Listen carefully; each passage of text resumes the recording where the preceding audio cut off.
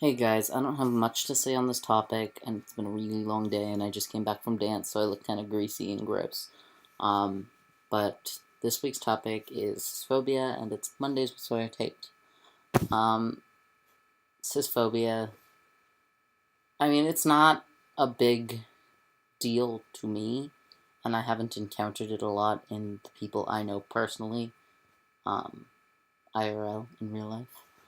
But, I do think that it can be an issue. Just sort of this idea, the same idea of people attacking people who are straight, who go to Pride, or that kind of thing. And it's just kind of like, I think as a community that is a minority, that is oppressed and attacked, what we need to value most is the people who are different from us. So, cis people, especially cis people who help us. And I don't mean like value most, like above ourselves or whatever. I mean value as in, it's hard for me to explain. I think that I personally and the other trans people that I know personally um, have never had this problem or the problem with cis people. I do think it's more of an envy than a hate, and thinking that we're better than them is not what goes through people's minds. It's not anything like that. I do think a lot of trans men might think that since we have to work our hardest to become who we really are, that maybe we are more of men than cis men, but I don't think it's a very popular opinion. I don't know. I have problems with this topic. Because it can be translated. Cisphobia can be related and translated in multiple ways, and it's just it's just really hard to think about. I don't know. I guess yeah.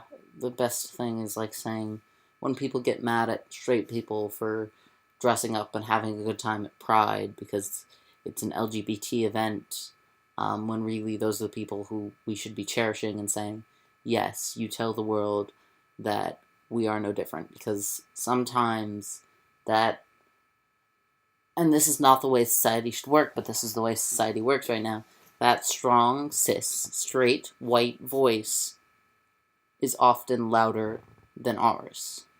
And as a person of color, as a trans man, as a gay trans man, I know that, and I have to realize that, and I guess you could say that I am choosing a harder path than the one that was plopped down on a plate for me.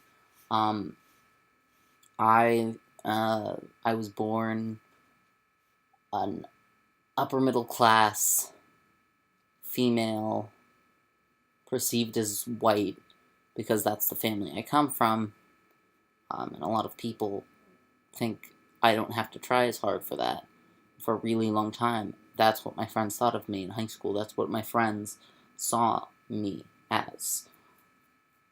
And it's just like, that's not who I am. I am not my parents' wealth. I am not white. I am not cis. I am fighting every day with myself, with society, and that's what we all have to do, but it's not a fight against the cis, it's a fight against the hate that's perpetuated against our identities. And the world is moving past that. Slowly, but surely. 100 years ago, we couldn't do what we're doing now. And just knowing that,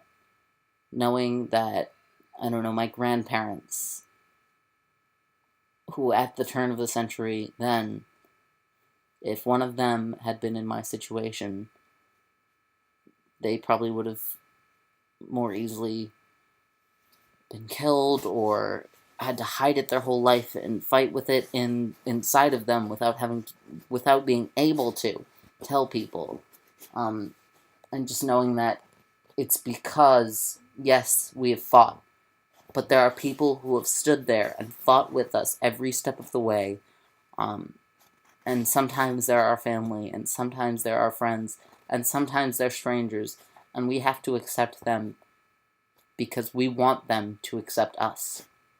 That's the biggest thing, is that we can't hate other people, no matter what, if we want them to not hate us. Sometimes the human race is inclined to hate or be afraid or be scared of things that are different, and for us that is cis, that is not having this definite feeling of gender. For a man who is cis, they can be born cis, and they come out and they're just like, I'm a boy, and they never really give it a second thought. Or maybe they do, but it's really... I'm done. I can't. I love you guys. I'll see you guys next week. Hopefully I won't be all sweaty.